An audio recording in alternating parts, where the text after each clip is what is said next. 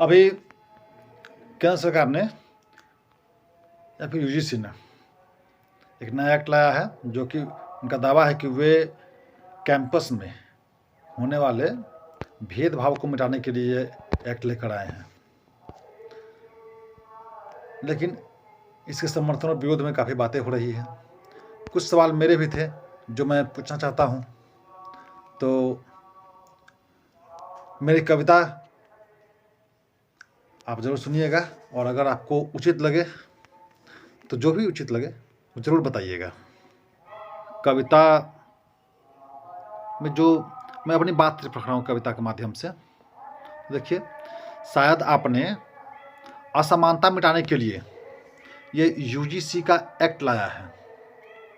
शायद आपने असमानता मिटाने के लिए यूजीसी का एक्ट लाया है, लेकिन आपने जाति देखकर पीड़ित और दोषी बनाया है।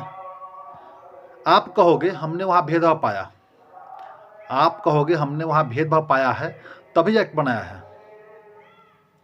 हाँ, मानता हूँ कि भेदभाव होता है, लेकिन इसमें कास्ट नहीं आता है। यूनिवर्सिटी जाकर देखिए, आप कुछ चीज़ों को देखकर सबको जज करते हैं। मैंने खुद कॉलेज में इसको देखा है, छात्रों की जाति मैंने वहाँ बस सीनियर और जूनियर देखा है। मैंने सभी सीनियर्स को मिलकर जूनियर्स का रैगिंग करते देखा है। शर्ट की तीसरी बटन से नज़र हटाने की हिम्मत तो होती नहीं थी, फिर कैसे कहूँ कि वहाँ कोई कास्ट मैंने देखा है। आपको क्या लगता है, बताइए। आप लोग जो नीति निर्धारक लोग हैं, बताइए कि आपको क्या लगता है कि ये 4-5 जाति वाले लोग ही सबको सताते हैं। चलिए आपको अपनी एक और कहानी बताते हैं। मैं उस समय की बात है जब मैं पूर्णिया पॉलिटेक्निक पढ़ रहा था, और पूर्णिया से मुजफ्फरपुर पॉलिटेक्निक कॉलेज में ट्रांसफ़र कराने के लिए मैं प्रयास कर रहा था। तो उसी की कुछ बातें मैं आपको बता रहा हूँ। आपको क्या लगता है कि ये 4-5 जाति वाले लोग ही सबको सताते हैं? चलिए आपको अपनी एक और कहानी बताते हैं। मैंने सोचा अपना कॉलेज ट्रांसफ़र पूर्णिया से मुजफ्फरपुर करवाते हैं। पूर्णिया और मुजफ्फरपुर दौड़ दौड़ कर मैंने किसी तरह से अनुज्ञप्ति पाया। पूर्णिया और मुजफ्फरपुर दौड़ दौड़ कर किसी तरह से मैंने अनुज्ञप्ति पाया। फिर अनुज्ञप्ति पत्र लेने के लिए मैं कार्यालय आया। सुबह 10 बजे से शाम 5 बजे तक खड़ा रहने के बाद भी किरानी साहब ने फिर कल बुलाया। जब मैंने विरोध किया तो उन्होंने कहा, तुम लोगों ने बहुत राज किया था, अब राज हमारा आया। यही साबित करने के लिए मैंने तुम्हें यहाँ खड़ा कराया।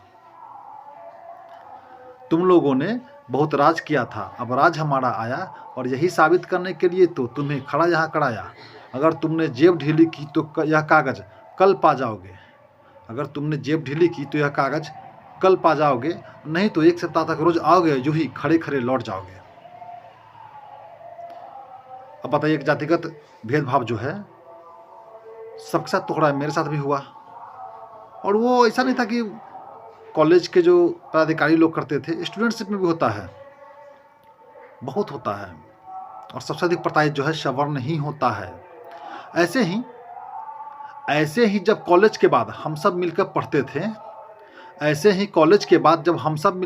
थे, वहाँ सबसे संपन्न हमारा साथी SC वर्ग से आता था। हम सब मिलकर उसके यहाँ ही बैठा करते थे, उसके लैपटॉप से ही फॉर्म भरते और रिजल्ट भी देखा करते थे। उसी के लैपटॉप से फॉर्म भरते थे और रिजल्ट भी देखा करते थे। और हर बार मेरे सामने वह यही डायलॉग दोहराता था, आज का टाइम अपना है, आपका नंबर सबसे बाद में आएगा। वह यही डायलॉग दोहराया करता था कि आज का टाइम अपना है, आपका नंबर सबसे बाद में आएगा, हम लोग लेकर जो छोड़ देंगे वही तो आपके हिस्से आएगा। अब दोस्तों की बात है, नाम नहीं कहूँगा क्योंकि नाम कहना अच्छा नहीं है। हाँ, लेकिन एक और बात कहूँगा कि हम लोग 3 दोस्त उस समय जो है, रंजीत और मैं और राकेश, जिसमें से एक SC वर्ग से था, एक OBC से और मैं जनरल वर्ग से था, तीनों में खूब दोस्ती रही और कभी कोई भी बात नहीं हुआ, ठीक है। और शायद जो मेरा वो दोस्त, जो नाम कहना उचित नहीं है, जो बार-बार मुझसे ये कहता था कि भाई आप लोग बहुत राज किए, मेरा राज है, हम लोग छोड़ देंगे, वो आपको मिलेगा, पहले मुझे होगा, बाद में आपको होगा या नहीं होगा। तो वो शायद मज़ाक में भी कहता हो सकता है, लेकिन कहता तो था, लगातार कहता था। तो आप ही बता दो प्रधान जी, आखिर हमको कौन बचाएगा? अगर जाति को लेकर प्रताड़ना हमें मिले, तो जनरल बच्चा कहाँ जाएगा? क्योंकि अगर जवाब दिया हमने तो हम ही शोषक बन जाएँगे। अगर जवाब दिया हमने तो हम ही शोषक बन जाएँगे, हम ही प्रताड़ित होंगे, उल्टे सज़ा ही पाएँगे। अभी जो नया रूल बना है ना, उसमें क्या है कि मान लिया गया पहले से कि हाँ भाई, ये जाति लोग जो है वो शोषक है और सब शोषित है। अब कंप्लेन आप हम नहीं कर पाएँगे, तो हम वही पूछेगा कि हमारे लिए भी तो कुछ उपाय कीजिए भाई। तो वही सवाल है। और ये प्रधान जी जो हैं, वो एजुकेशन मिनिस्टर प्रधान जी हो या हमारे देश के प्रधान जी हों, दोनों से हैं कि आप ही बता दो प्रधान जी, आखिर हमको कौन बचाएगा? अगर जाति को लेकर प्रताड़ना हमें मिले, तो जनरल बच्चा कहाँ जाएगा?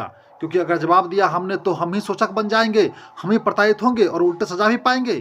तिलक तराजू और तलवार को क्या केवल जूते मारे जाएँगे? सच ही कहते हैं हम सवर्ण हैं भाई, हमारे रोएँ भी उखाड़े जाएँगे, हमारे रोएँ भी उखाड़े जाएँगे।